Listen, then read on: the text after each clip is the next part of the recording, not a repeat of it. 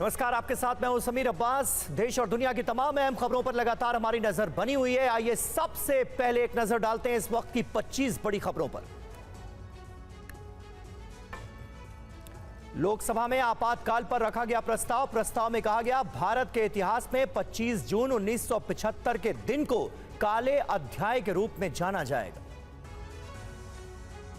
Om Birla Lok Sabha speaker चुने गए। ध्वनि मत से पारित हुआ प्रस्ताव। लगातार दूसरी बार चुने गए लोकसभा अध्यक्ष।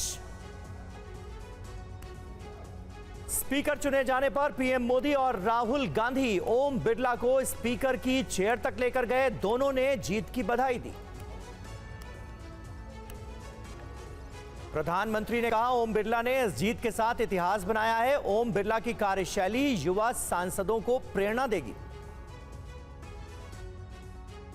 राहुल गांधी ने कहा विपक्ष स्पीकर को पूरा सहयोग देगा। कहा हमें उम्मीद है कि आप विपक्ष को भी अपनी आवाज उठाने की अनुमति देंगे। ओम बिरला को बधाई देते हुए अखिलेश यादव ने कहा स्पीकर का अंकुश विपक्ष के साथ सत्ता पक्ष पर भी रहे। निष्कासन जैसी कार्यवाही दोबारा ना हो। दिल्ली शराब घोटाला केस में सीबीआई ने केजरीवाल को किया गिरफ्तार। गिरफ्तारी से पहले केजरीवाल की राउज एवेन्यू कोर्ट में पेशी। सीबीआई ने कहा केजरीवाल ने शराब नीति का सारा दोष सिसोदिया पर डाला। दिल्ली की राउज एवेन्यू कोर्ट में बिगड़ी केजरीवाल की तबीयत। शुगर लेवल डाउन हुआ। केजरीवाल को कोर्ट रूम से दूसरे कमरे में जाकर चाय बिस्किट दिया गया। केजरीवाल ने सुप्रीम कोर्ट से वापस ली अपनी याचिका। आज होनी थी सुनवाई। 21 जून के हाई कोर्ट के आदेश के खिलाफ दायर की थी याचिका। अब नई याचिका दाखिल करने की तैयारी। आज अस्पताल जाकर आतिशी से मिले अखिलेश यादव। कहा आतिशी बहादुर हैं, वो दिल्ली की जनता के लिए लड़ रही हैं। अखिलेश यादव ने कहा केंद्र सरकार ने केजरीवाल के साथ भेदभाव किया है। मैं मुख्यमंत्री रहा हूं, इसलिए समझता हूं कि एक मुख्यमंत्री की तकलीफ क्या होती है। असदुद्दीन ओवैसी ने कहा विपक्ष का डिप्टी स्पीकर होना चाहिए और छोटी पार्टियों को भी बोलने का मौका मिलना चाहिए। केंद्रीय मंत्री गिरिराज सिंह ने कहा जिस तरह से ओवैसी ने संसद में शपथ ली उससे पूरे देश का अपमान हुआ है। फिलिस्तीन जिंदाबाद कहना अपराध है, उनके खिलाफ कार्रवाई होनी चाहिए। नीट पेपर लीक मामले में हजारीबाग के ओएसिस स्कूल पहुंची सीबीआई की टीम। स्कूल के प्रिंसिपल से सीबीआई ने पूछताछ की। नीट पेपर लीक मामले में आरोपी संजीव मुखिया पर बड़ा खुलासा। आरोपी के पटना मेडिकल कॉलेज में भर्ती होने की खबर फर्जी निकली। सीबीआई ने आरोपियों को रिमांड पर लेने के लिए कोर्ट में किया आवेदन। Latur NEET paper leak case में एक्शन। गिरफ्तार जिला परिषद स्कूल के हेडमास्टर जलील पठान को निलंबित किया गया। जम्मू के डोडा में सुरक्षा बलों की आतंकियों के साथ मुठभेड़। एनकाउंटर में एक आतंकी मारा गया। अमरनाथ यात्रा से पहले जम्मू श्रीनगर नेशनल हाईवे पर दिखे सुरक्षा के कड़े इंतजाम। 29 जून से शुरू हो जाएगी अमरनाथ यात्रा। पंजाब में भारत पाकिस्तान सीमा के पास एक गांव में दिखे 2 संदिग्ध। अलर्ट पर है पठानकोट पुलिस। संदिग्धों की तलाश जारी। पप्पू यादव ने कहा बिहार की कृपा से बनी है एनडीए सरकार। अब बिहार को विशेष राज्य का दर्जा मिलना चाहिए। एमपी के खरगोन में बड़ा हादसा टला। वेदा नदी में डूब रहे 3 लड़कों को बचाया गया। मानव श्रृंखला बनाकर लड़कों को नदी से बाहर निकाला गया। अयोध्या में बारिश के चलते भारी जल भराव। घरों में कई फीट पानी भरा। सड़कों पर भी जल भराव ने अयोध्या के लोगों की परेशानी बढ़ाई। दिल्ली के मेहरौली बदरपुर रोड पर हादसा। सड़क धंसने से 10 फीट गहरे गड्ढे में गिरी बस। यात्रियों को सुरक्षित बाहर निकाला गया। तमिलनाडु के नीलगिरी में भारी बारिश की वजह से आज स्कूलों में छुट्टी घोषित की गई। राजस्थान में 5 सीटों पर होने वाले उपचुनाव में बीएसपी उतारेगी उम्मीदवार। बीएसपी की राष्ट्रीय कार्यकारिणी में हुआ फैसला।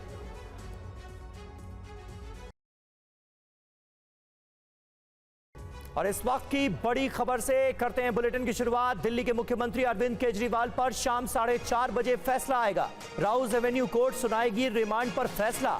सीबीआई ने अरविंद केजरीवाल को आज गिरफ्तार किया है। 5 दिन की कोर्ट से रिमांड मांगी है।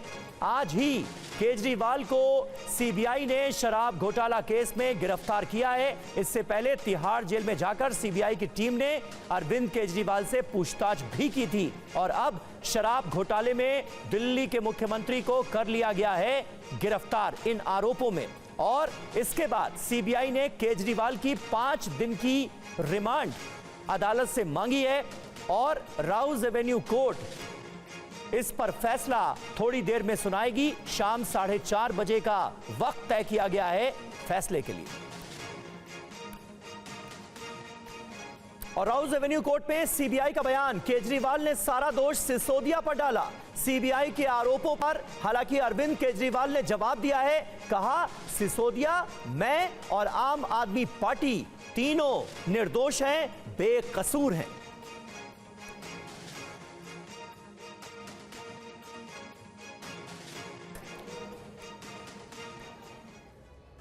और आइए अब आपको बताते हैं कि आज कोर्ट में हुआ क्या क्या है, क्योंकि अरविंद केजरीवाल को अदालत में पेश किया गया। ये देखिए, पूरी डिटेल आपके सामने है। केजरीवाल से पूछताछ की जरूरत है, ये तर्क, ये दलील सीबीआई की तरफ से दी गई। अरविंद केजरीवाल ने क्या कहा, सीबीआई का मकसद मुझे हिरासत में रखना है, ये इनके प्रकारेण ये कहा गया। केजरीवाल ने दोष सिसोदिया पर डाला सीबीआई की तरफ से, ये अदालत में कहा गया। हालांकि इससे अरविंद केजरीवाल ने इनकार किया। उन्होंने कहा कि मनीष सिसोदिया, मैं खुद और आम आदमी पार्टी तीनों निर्दोष हैं, बेकसूर हैं, हमें फंसाया जा रहा है। सीबीआई ने कहा घोटाले पर कोई जानकारी दे नहीं रहे हैं अरविंद केजरीवाल। अरविंद केजरीवाल ने कहा कल की हेडलाइन बनाना इनका मकसद है। ये तमाम दलीलें आज दोनों पक्षों की तरफ से रखी गई। सीबीआई ने महत्वपूर्ण बात यह कही कि साउथ ग्रुप ने 100 करोड़ दिए हैं और इसका हमारे पास सबूत है। अरविंद केजरीवाल ने कहा साबित करें, मैं जांच में सहयोग नहीं कर रहा, क्योंकि इससे पहले सीबीआई ने यह कहा कि जांच में सहयोग नहीं कर रहे हैं अरविंद केजरीवाल। सीबीआई ने कहा कि 44 करोड़ रुपए का हमें पता लग गया है, यानी मनी ट्रेल हमने पकड़ ली है। अरविंद केजरीवाल ने कहा सहयोग ना करना गिरफ्तारी का आधार नहीं हो सकता, पैसे के ट्रेल के पर्याप्त सबूत हमारे पास हैं। यह दलील सीबीआई की तरफ से अदालत में दी गई। अरविंद केजरीवाल ने कहा कि मुझे चुप रहने का भी अधिकार है।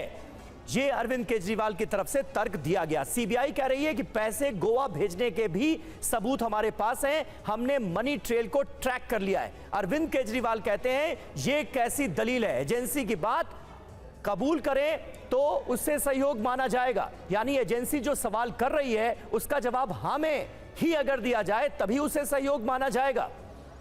तो कुल मिलाकर दोनों पक्षों की तरफ से आज अदालत में ये दलीलें रखी गई हैं। अब शाम 4:30 बजे फैसला आना है राउज एवेन्यू कोर्ट का। जितेंद्र शर्मा हमारे संवाददाता इस वक्त हमारे साथ मौजूद हैं। जितेंद्र, आज क्या क्या हुआ उसकी मेन डिटेल्स तो हमने अपने दर्शकों को दे दी, क्या हो सकता है इसके बारे में भी बताएं। और आज कोर्टरूम से यह भी खबर आई कि अचानक अरविंद केजरीवाल का शुगर लेवल डाउन हुआ, बाद में उन्हें किसी दूसरे कमरे में लेकर जाया गया।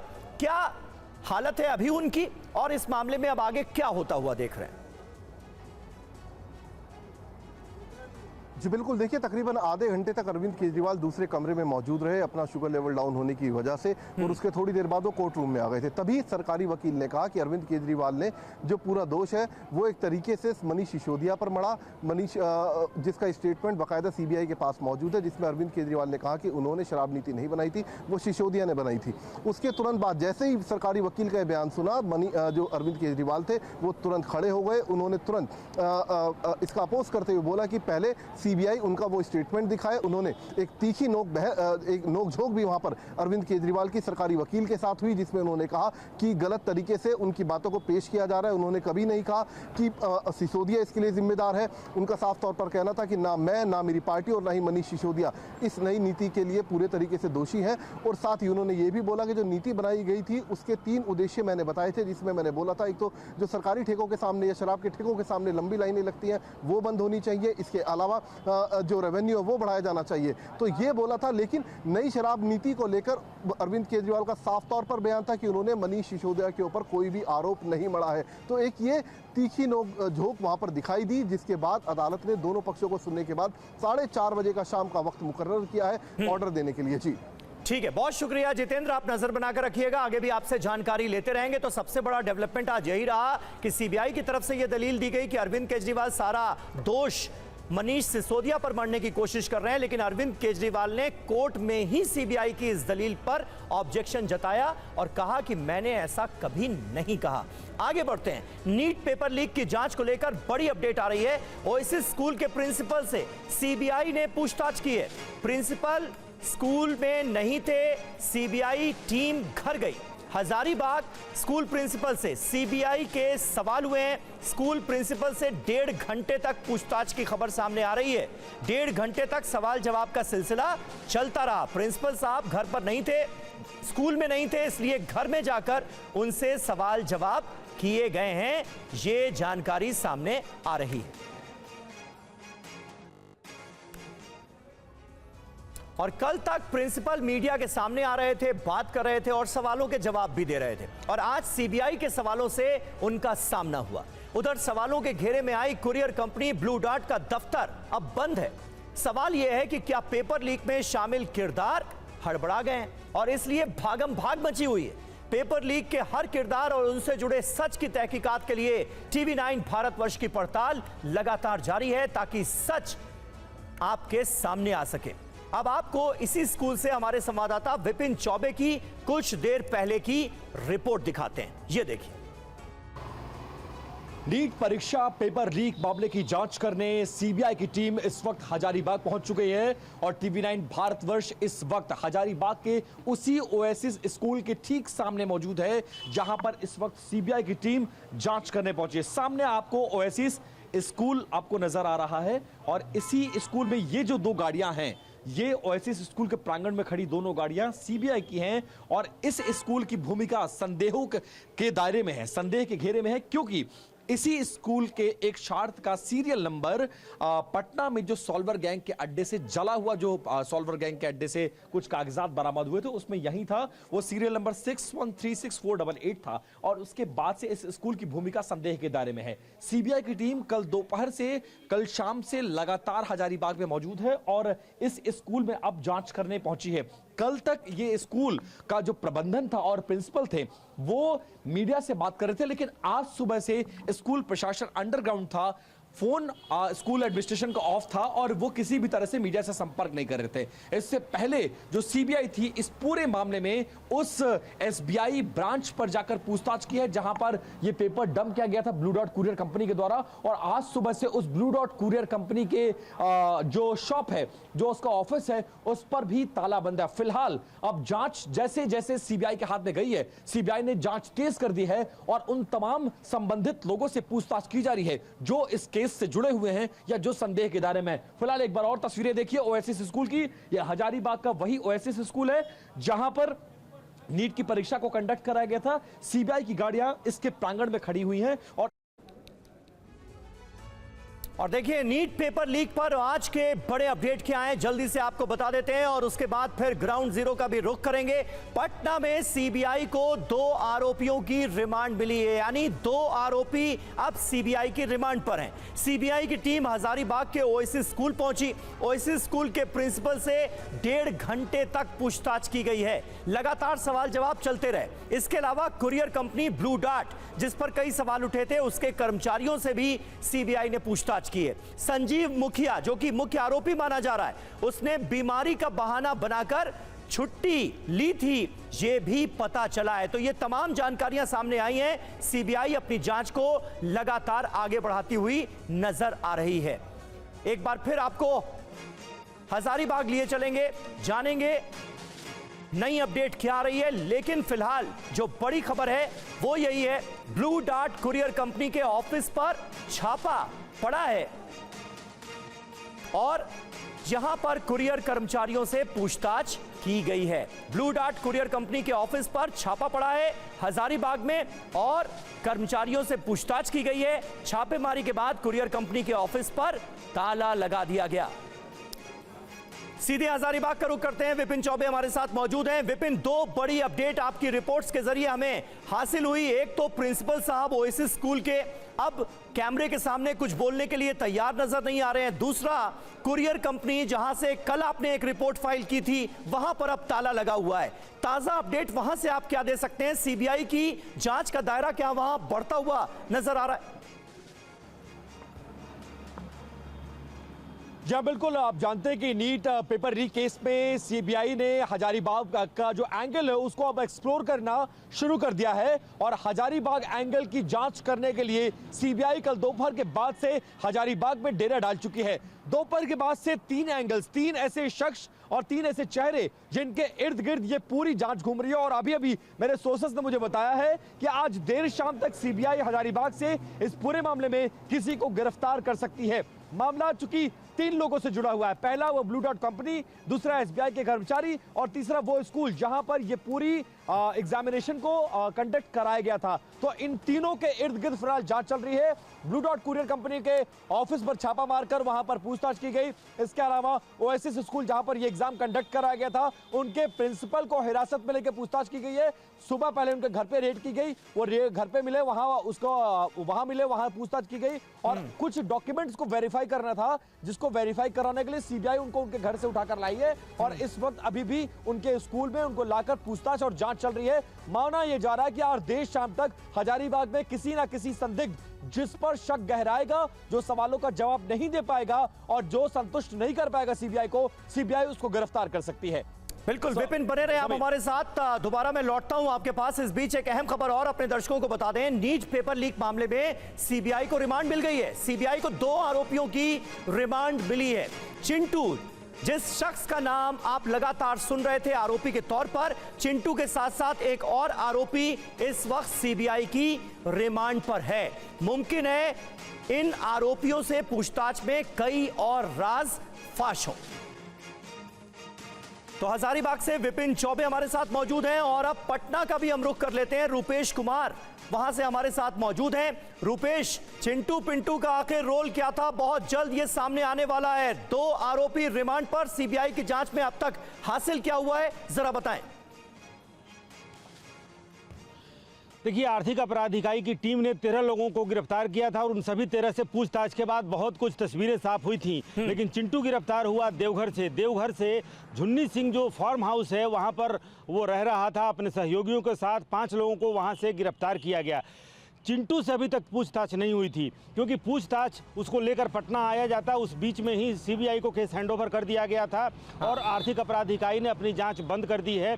और पहली बार चिंटू का साबका पड़ेगा पुलिस वालों से जब पूछताछ होगी। चिंटू को बेउर जेल भेज दिया गया था, रिमांड मांगा है सीबीआई ने। सभी 13 लोग जो सभी 18 लोग जो जेल में बंद है इस वक्त पटना, बिहार और झारखंड से जो 18 लोग गिरफ्तार हुए हैं उन सबको एक एक करके रिमांड पर लेने की कोशिश सीबीआई की टीम कर रही है।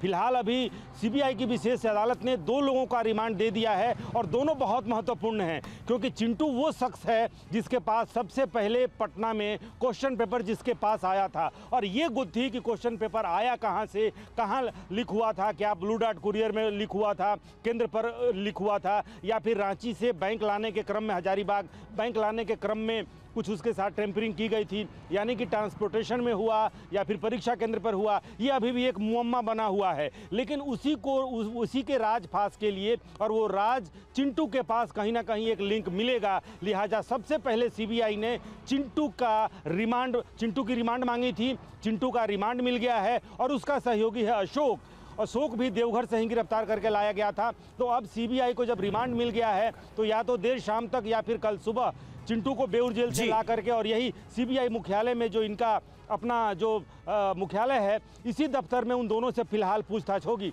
लेकिन सीबीआई की कोशिश ये है कि सभी लोगों से, चाहे वो छात्र हों, 4 छात्र अभी तक गिरफ्तार हुए हैं। आयुष राज गिरफ्तार हुआ है, अनुराग यादव, शिवनंदन और अभिषेक, इन चारों छात्रों से एक एक करके फिर से पूछताछ होगी। हालांकि आर्थिक अपराध इकाई ने जो बिल्कुल, बहुत बहुत शुक्रिया रूपेश कुमार हमारे संवाददाता पटना से। हजारीबाग से विपिन चौबे लगातार इस केस को ट्रैक कर रहे हैं और इस केस से जुड़ी हर जरूरी खबर, हर जरूरी जानकारी हमारे दर्शकों तक पहुंचा रहे हैं। फिलहाल आप दोनों का शुक्रिया। आगे बढ़ेंगे। बॉम्बे हाईकोर्ट का बड़ा फैसला आया है।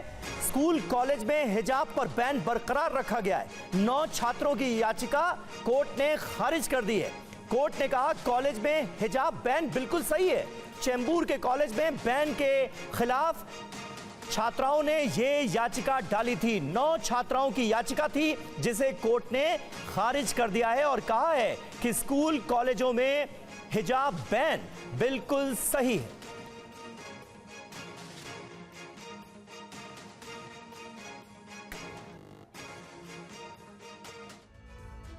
तो देखिए, यह अहम फैसला है। कोर्ट ने साफ कर दिया है कि स्कूल और कॉलेजों में बुर्के या हिजाब की इजाजत नहीं दी जा सकती। चेंबूर के कॉलेज की छात्राओं ने धार्मिक भेदभाव का आरोप लगाते हुए यह याचिका दायर की थी, मगर कोर्ट ने साफ कर दिया कि मकसद किसी विशेष धर्म को ठेस पहुंचाने का नहीं है, लेकिन समान नियम लागू होना जरूरी है। बॉम्बे हाईकोर्ट ने अपने फैसले से साफ कर दिया है कि शैक्षणिक परिसर, कोई स्कूल हो, कॉलेज हो, यहां पर शिक्षा जरूरी है, ना कि हिजाब।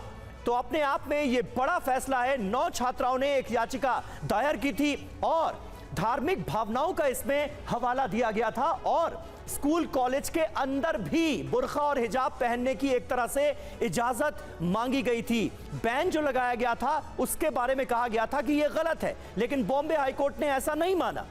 चेंबूर के आचार्य मराठा कॉलेज में कुछ छात्राओं को हिजाब पहनने से दरअसल रोका गया था। इसके खिलाफ 9 छात्राओं ने बॉम्बे हाईकोर्ट में याचिका दायर कर दी। दावा किया कि हिजाब पर प्रतिबंध धार्मिक स्वतंत्रता का उल्लंघन है, लेकिन कोर्ट ने यह याचिका खारिज कर दी। कहा कि स्कूल और कॉलेजों में हिजाब पर बैन बिल्कुल सही है। कॉलेज में ड्रेस कोड को लेकर जो भी नियम है वो लागू रहेंगे। सभी स्कूल और कॉलेज के लिए नियम समान हैं। राजीव सिंह हमारे संवाददाता मुंबई से इस वक्त हमारे साथ जुड़ चुके हैं। राजीव, जिससे पहले जब आपसे बात हो रही थी डिटेल्ड ऑर्डर नहीं आया था, अब क्या डिटेल्ड ऑर्डर आ गया है? फैसले की मूल भावना क्या है बॉम्बे हाईकोर्ट की, जरा हमारे दर्शकों को बताएं।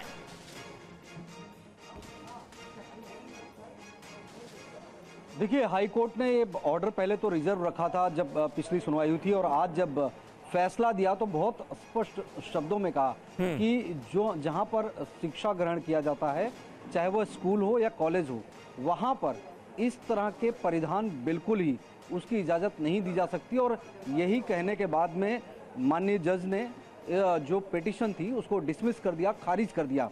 अब इस पूरे मामले में और कौन कौन से ग्राउंड है, अभी थोड़ा और समय लगेगा, लेकिन अब इस फैसले के आने के बाद में प्रतिक्रियाएं भी आनी शुरू हो गई है।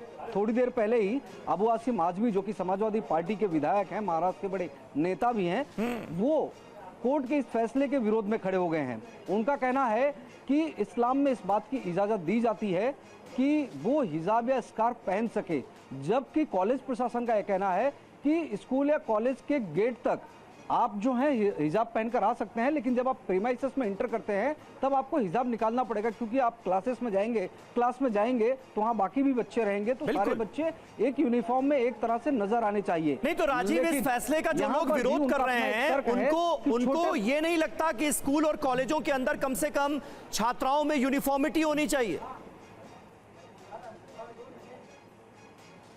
बिल्कुल, यही सवाल मेरा भी था। तो उन्होंने कहा कि देखिए, छोटे बच्चों को हम कह सकते हैं, लेकिन जब बच्चे बड़े हो रहे हों तो कम से कम उन्हें हिजाब या स्कार्फ की इजाज़त होनी चाहिए। ये बाकायदा इस्लाम में लिखा हुआ है, इस्लामिक परंपरा है। हम इस कोर्ट के इस आदेश को नहीं मानते हैं, तो जाहिर बात है कि विरोध कर रहे हैं, लेकिन कानूनी तौर पर इस पूरे मामले में आगे क्या कुछ होगा वो देखने वाली बात होगी। रही बात, जो पिटिशनर थे उनका कहना है कि अभी इस पूरे मामले में कोर्ट का विस्तृत ऑर्डर आना बाकी है। विस्तृत ऑर्डर पढ़ने के बाद में इस पूरे मामले को आगे देखा जाएगा कि क्या सुप्रीम कोर्ट में चैलेंज किया जाए, क्योंकि इसके पहले भी हमने देखा है कि कर्नाटक में जब हिजाब बैन का मामला सामने आया था, उसके बाद पूरे देश में बहुत बड़ा कह सकते हैं कि चर्चा का विषय बना, और ठीक उसी तरह से यहां पर भी इस विषय को तूल देने की कोशिश की गई थी, लेकिन हाईकोर्ट ने इस पिटीशन को डिसमिस करके इस चर्चा को कम से कम खत्म करने की दिशा में एक कदम उठाया है। लेकिन जो इस्लाम को मानने वाले लोग हैं, जो अलग अलग पार्टियों से जुड़े हुए लोग हैं, वो इस पूरे मामले में अब सामने आ रहे हैं, बयान दे रहे हैं। जाहिर बात है कि कहीं ना कहीं इस ऑर्डर को लेकर उसका एक राजनीतिकरण करने की कोशिश की जा रही है। बिल्कुल बिल्कुल, बहुत बहुत शुक्रिया राजीव हमारे साथ जुड़ने के लिए और ये जानकारियां हम तक पहुंचाने करवाने के लिए, और उम्मीद की जानी चाहिए कि क्योंकि अब ये बॉम्बे हाईकोर्ट का फैसला है, हाईकोर्ट का इस मामले में फैसला आ चुका है, तो उस फैसले को हर पक्ष मानेगा। बहरहाल आगे बढ़ते हैं। 18वीं लोकसभा की पहली औपचारिक कार्यवाही आज से शुरू हो गई। शुरुआत स्पीकर पद के लिए ओम बिरला की जीत से हुई, जिसके बाद बेहद शानदार तस्वीर भी सामने आई। प्रधानमंत्री मोदी और नेता प्रतिपक्ष राहुल गांधी ने ओम बिरला को बधाई दी और एक दूसरे से हाथ भी मिलाया। इसके बाद सभी दलों के नेताओं ने ओम बिरला को बधाई दी, लेकिन इसके तुरंत बाद ही सदन में पक्ष विपक्ष आमने सामने भी आ गए और इसकी वजह बना इमरजेंसी का जिक्र।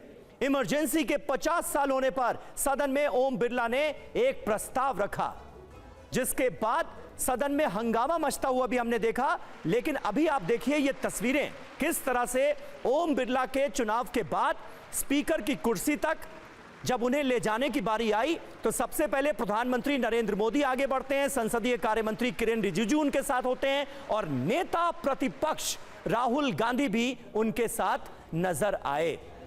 लेकिन अब आते हैं इमरजेंसी के मुद्दे पर, जिस पर जमकर हंगामा भी हुआ। ओम बिरला ने एक प्रस्ताव रखा जिसमें इंदिरा गांधी के फैसले की कड़ी आलोचना की गई और आपातकाल के दौरान जान गंवाने वाले को मौन रखकर श्रद्धांजलि भी दी गई। हालांकि इस दौरान राहुल गांधी भी सदन में मौजूद रहे और बाकी विपक्षी दलों ने मोदी सरकार के खिलाफ जमकर नारेबाजी की। तो लोकसभा में जब इमरजेंसी के खिलाफ प्रस्ताव पढ़ा जा रहा था, उस वक्त नेता विपक्ष राहुल गांधी भी सदन में मौजूद थे। आपको दो तस्वीरें दिखाते हैं, जब ओम बिरला प्रस्ताव पढ़ रहे थे और राहुल गांधी सामने बैठकर इस प्रस्ताव को सुन रहे थे। ये देखिए तस्वीरें। इसके साथ ही हम उन सभी लोगों की संकल्प शक्ति की सराहना करते हैं जिन्होंने इमरजेंसी का पुनर्जुड़ो। और आइए अब आपको बताते हैं इमरजेंसी के खिलाफ प्रस्ताव में क्या कहा गया है। लोकसभा अध्यक्ष ओम बिरला ने कहा कि यह सदन 1975 में देश में आपातकाल लगाने के निर्णय की कड़े शब्दों में निंदा करता है। इसके साथ ही उन सभी लोगों की संकल्प शक्ति की हम सराहना करते हैं जिन्होंने इमरजेंसी का उस जमाने में पुरजोर विरोध किया। स्पीकर ने कहा कि 1975 में देश के ऊपर तानाशाही थोपी गई थी।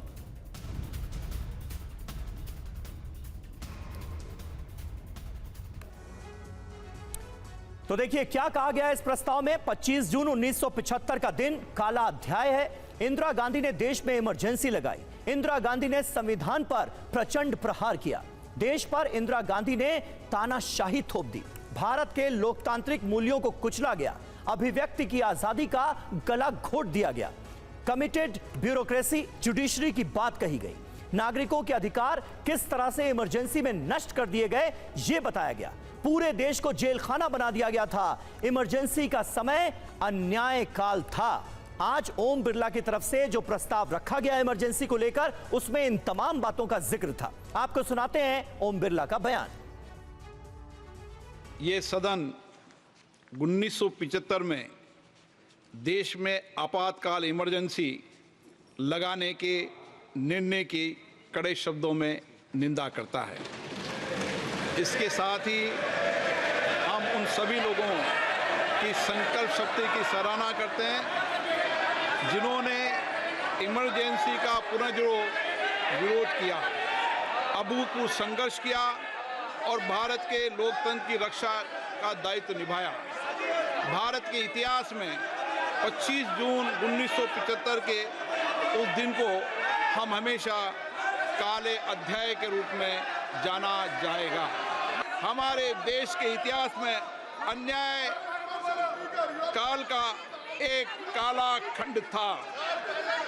आपातकाल इमरजेंसी लगाने के बाद उस समय कांग्रेस सरकार ने कई ऐसे निर्णय किए जिन्होंने हमारे संविधान की भावनाओं को कुचलने का काम किया।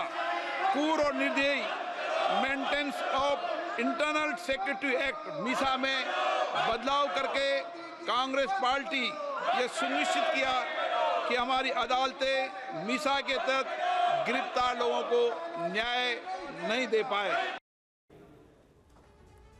और संसद के अंदर इमरजेंसी के 50 साल पूरे होने पर मृतकों को श्रद्धांजलि भी दी गई। संसद के बाहर बीजेपी सांसदों ने इमरजेंसी के फैसले के खिलाफ जमकर नारेबाजी की। ये दोनों तस्वीरें इस वक्त आपके सामने हैं। एक तरफ संसद के अंदर तमाम सांसदों ने मौन रखकर मृतकों को श्रद्धांजलि दी और दूसरी तरफ संसद के बाहर भारतीय जनता पार्टी के सांसद प्रदर्शन करते हुए भी नजर आए। संसद भवन की सीढ़ियों पर बैठकर बीजेपी सांसदों ने जमकर नारेबाजी भी की।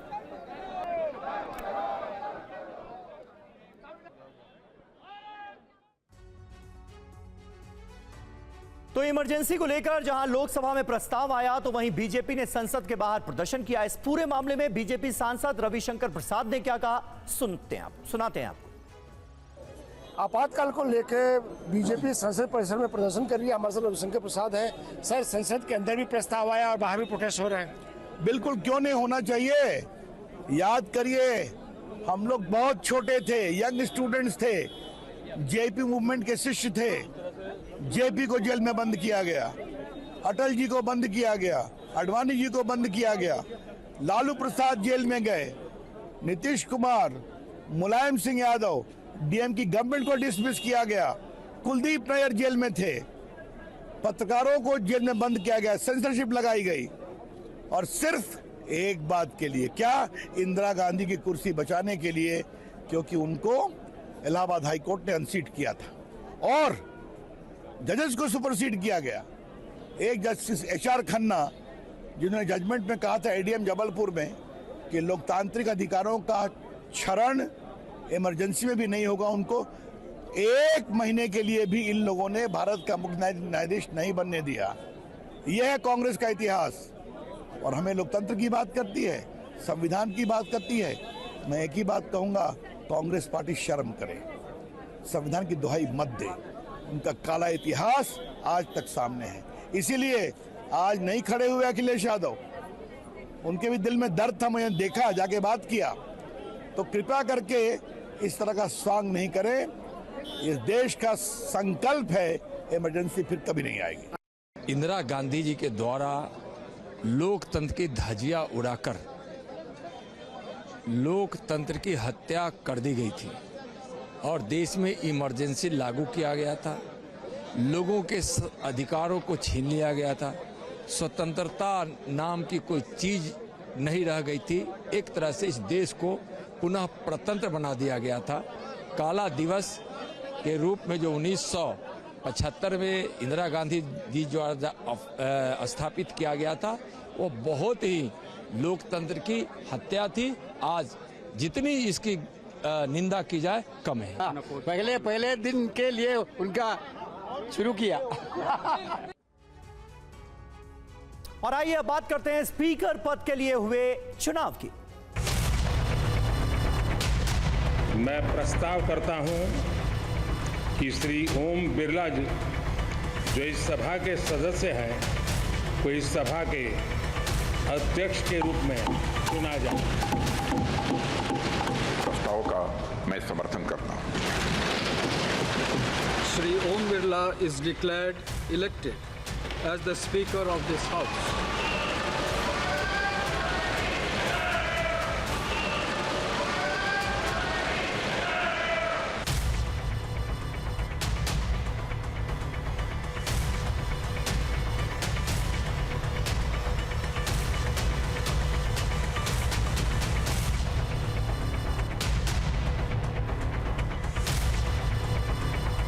ये सदन का सौभाग्य है कि आप दूसरी बार इस आसन पर विराजमान हो रहे हैं। The question is not how efficiently the House is run. The question is how much of India's voice is being allowed to be heard in this House. आपके इशारे पर सदन चले, इसका उल्टा ना हो। लोकसभा स्पीकर के पद पर ओम बिरला और के सुरेश की लड़ाई में बिरला की ध्वनि मत से जीत हो गई, जिसके बाद उन्हें बधाइयों का सिलसिला शुरू हो गया। पहली बधाई प्रधानमंत्री मोदी ने ही दी। उन्होंने कहा कि बिरला ने हर कदम पर कीर्तिमान गढ़ा है। बिरला ने संसदीय प्रणाली को प्रभावी बनाया। स्पीकर ने कठोरता के साथ फैसले लिए। ओम बिरला की तारीफ की उन्होंने। स्पीकर ने सदन की गरिमा को बनाए रखा। इन तमाम बातों का जिक्र पीएम की तरफ से किया गया। 18वीं लोकसभा में स्पीकर का कार्यभार दूसरी बार संभालना ये अपने आप में एक बड़ा नया रिकॉर्ड बनते हम देख रहे हैं। श्री बलराम जाखड़ जी वो पहले ऐसे अध्यक्ष थे जिन्होंने 5 साल कार्यकाल पूरा करके फिर दोबारा उनको स्पीकर बनने का अवसर मिला था। उसके बाद आप हैं जिन्हें 5 साल पूर्ण करने के बाद दोबारा इस पद पर हासिल होने का अवसर मिला। 70वीं लोकसभा के संबंध में जब विश्लेषण होंगे उसके विषय में लिखा जाएगा तो भारत के भविष्य को नई दिशा देने में आपकी अध्यक्षता वाली 70वीं लोकसभा की बहुत बड़ी भूमिका रही है।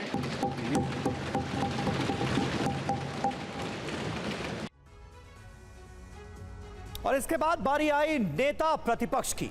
राहुल गांधी ने ओम बिरला को बधाई दी, दूसरी बार चुने जाने के लिए शुभकामनाएं दी। सरकार भी भारत की आवाज है और विपक्ष भी भारत की आवाज है, यह कहा राहुल गांधी ने। कहा विपक्ष सदन में आपकी पूरी मदद करेगा, लेकिन विपक्ष को चुप कराना अलोकतांत्रिक है। I'd like to congratulate you for your successful election. For the second time that you have been elected, I'd like to congratulate you on behalf of the entire opposition, on behalf of the India Alliance. Speaker Sir, this House represents the voice of India's people. And you, Speaker Sir, are the final arbiter of that voice. Of course, the government has political power, but the opposition also represents the voice of India's people. And this time, the opposition represents significantly more voice of the Indian people than it did last time. I'm confident that you will allow us to represent our voice, allow us to speak, allow us to represent the voice of the people of India. Speaker Sir, the question is not how efficiently the House is run. The question is how much of India's voice is being allowed to be heard in this House. और राहुल गांधी के अलावा अखिलेश यादव, सुदीप बंदोपाध्याय और उद्धव गुट की तरफ से अरविंद सावंत ने भी ओम बिरला को बधाई दी। अध्यक्ष जी को मैं बहुत बहुत बधाई और शुभकामनाएं देना चाहता हूं। जिस पद पर आप बैठे हैं इससे बहुत गौरवशाली परंपराएं जुड़ी हुई हैं और हम सब यही मानते हैं कि बिना भेदभाव के आगे बढ़ेगा और लोकसभा के अध्यक्ष के रूप में आप हर सांसद और हर दल को बराबरी का मौका और सम्मान देंगे। निष्पक्षता इस महान पद की महान जिम्मेदारी है। आप लोकतांत्रिक न्याय के मुख्य न्यायाधीश की तरह बैठे हैं। Sir, you may have your good wishes, your good intention, but sometimes you have to bow down to the ruling party's pressure, which my experiences say. Sir, suspension of 150 MPs on one day, it has happened in this.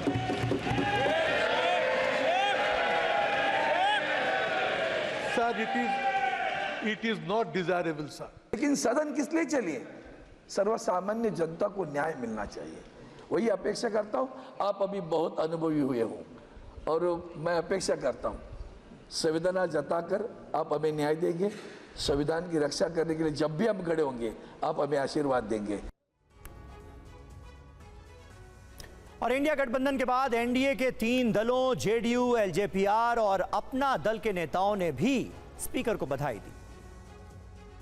18वीं Lok Sabha के अध्यक्ष के रूप में निर्वाचित होने के लिए मैं आपको हृदय से बधाई देता हूं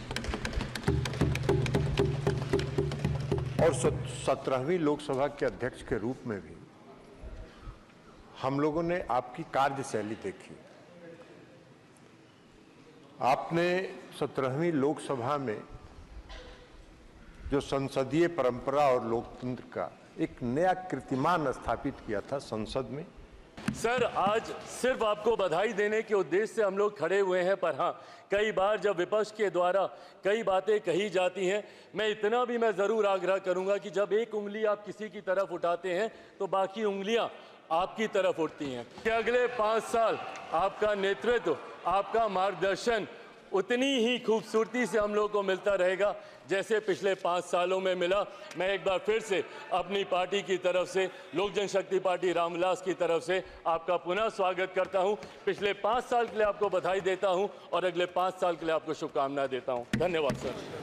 18वीं लोकसभा के अध्यक्ष के पद पर निरंतर दूसरी बार विराजमान होने के लिए मैं सबसे पहले अपनी पार्टी, अपना दल की ओर से आपको बहुत बहुत बधाई और शुभकामनाएं देती हूं और आपका बारंबार अभिनंदन करती हूं। और आइए अब आपको सुनाते हैं दूसरी बार स्पीकर बने ओम बिरला को शिरोमणि अकाली दल की हरसिमरत कौर बादल, एआईएमआईएम चीफ असदुद्दीन ओवैसी और निर्दलीय सांसद पप्पू यादव ने कैसे बधाई दी।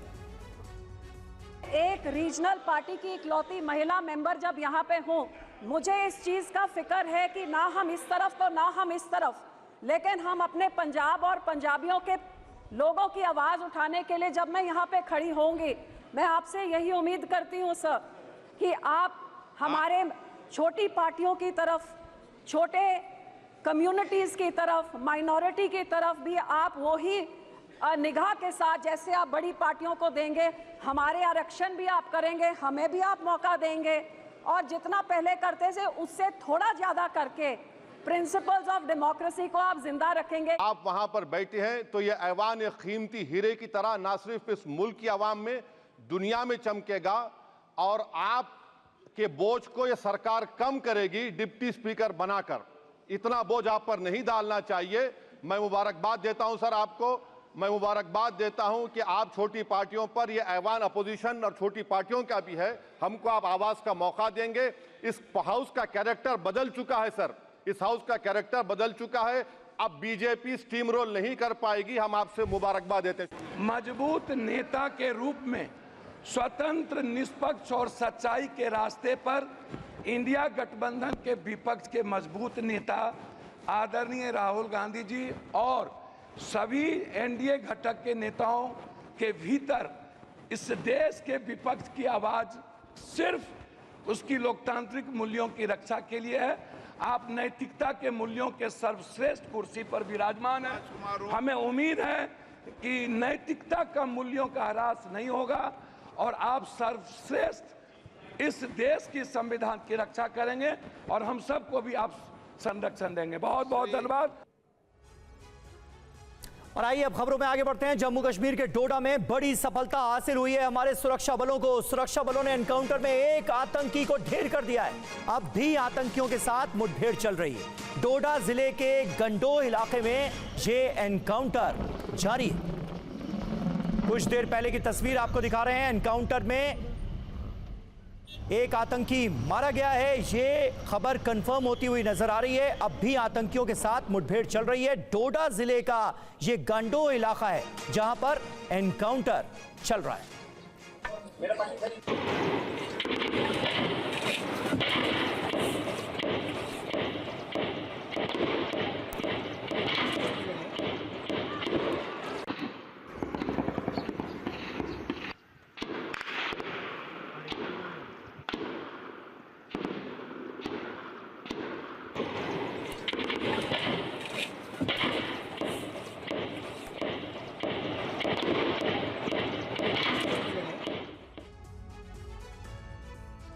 गोलियों की तड़तड़ाहट की आवाज आपने सुनी। अभी एनकाउंटर चल रहा है और कुछ और आतंकियों की मौजूदगी की भी आशंका है।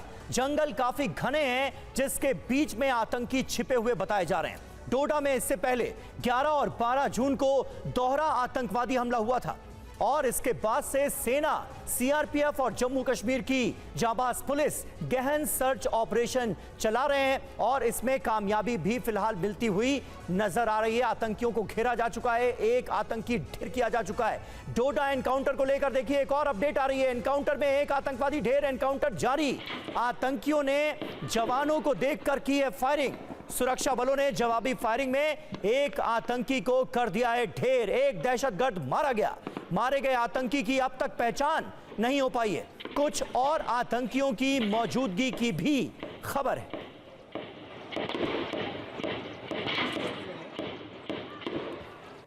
तो इस एनकाउंटर को लेकर जैसे ही कुछ और अपडेट आएगी हम आपको वाकिफ कराएंगे। फिलहाल आगे बढ़ते हैं। टिहरी से खौफनाक हादसे की तस्वीर सामने आई है। खंड विकास अधिकारी ने 5 लोगों को कुचल डाला। नशे में कार चला रहा था खंड विकास अधिकारी, ये पता चला है। हादसे में 3 लोगों की जान चली गई है और 2 लोग घायल हैं जिनका इलाज जारी है। ये देखिए तस्वीरें। पीड़ित परिवार ने कड़ी कार्रवाई की मांग की है। ये भयानक तस्वीरें आप देखिए, कितना जबरदस्त ये हादसा था और पता ये भी चला है कि खंड विकास अधिकारी जो गाड़ी चला रहा था वो नशे में धुत था। 5 लोगों को इस अधिकारी की कार ने कुचला है और 3 लोगों की मौत हो गई है और 2 लोग घायल बताए जा रहे हैं जिनका इलाज जारी है।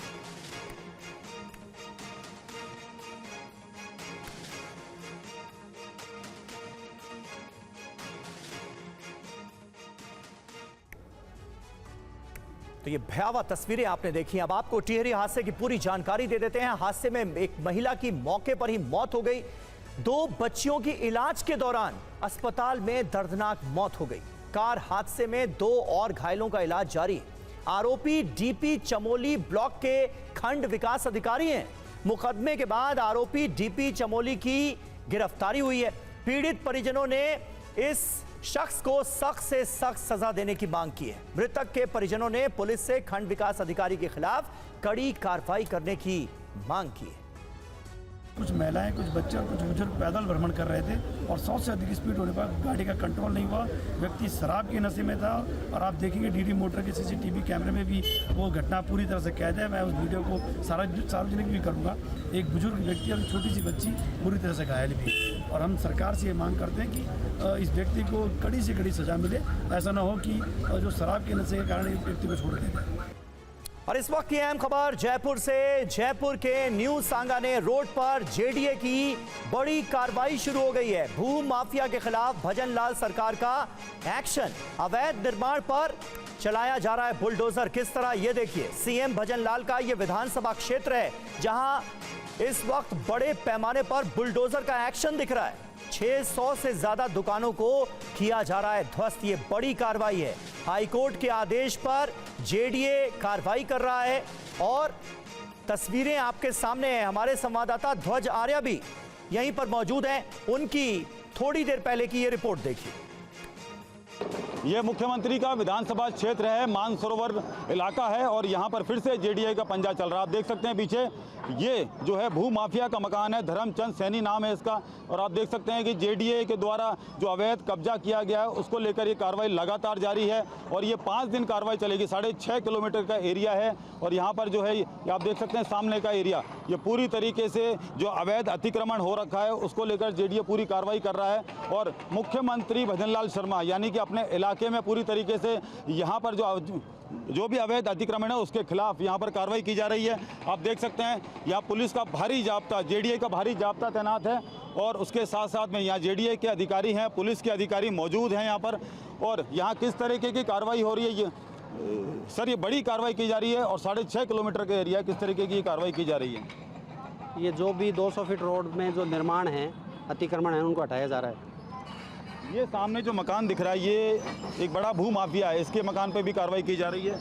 हाँ, ये धर्मचंद सैनी है जो शिवा कोऑपरेटिव सोसाइटी का अध्यक्ष है और ये 6D इंजीनियरिंग कॉलोनी इसी ने काटी है।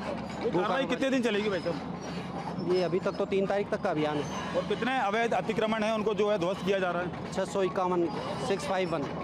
ये बड़ी कार्रवाई मानी जा सकती है इस इलाके की, क्योंकि जयपुर में पहले ऑपरेशन पिंक चला था और उसके बाद में ये कार्रवाई की जा रही है। हाँ, कम से कम ये जयपुर शहर की बड़ी कार्रवाई है। बिल्कुल, आप देख सकते हैं संजय शर्मा एसीपी थे मानसरोवर के, और ये जो कार्रवाई है लगातार जारी है।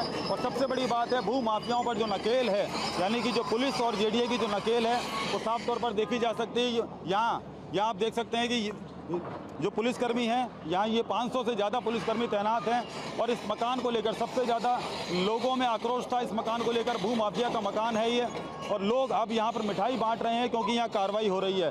तो जेडीए की जो टीम है, पुलिस की टीम है, उसको धन्यवाद दिया जा रहा है। और मुख्यमंत्री जो भजनलाल शर्मा, उनका इलाका है, यहाँ सबसे बड़ी कार्रवाई देखने को मिल रही है ऑपरेशन पिंक के बाद। यानी कि कई सालों पहले जयपुर में ऑपरेशन पिंक चलाया गया था मुख्यमंत्री अशोक गहलोत के द्वारा, और उसके बाद में ये जो कार्रवाई है सबसे बड़ी कार्रवाई मानी जा रही है। मेरे सहयोगी शक्ति सिंह के साथ ध्वजारिया, TV9 भारतवर्ष, जयपुर। जेडीए की 6 टीमों का बड़ा एक्शन नजर आ रहा है। 600 से ज्यादा दुकानों को ध्वस्त किया जा रहा है। वक्त एक छोटे से ब्रेक का हो गया है, फौरन होते हैं हाजिर कुछ और अहम खबरों के साथ।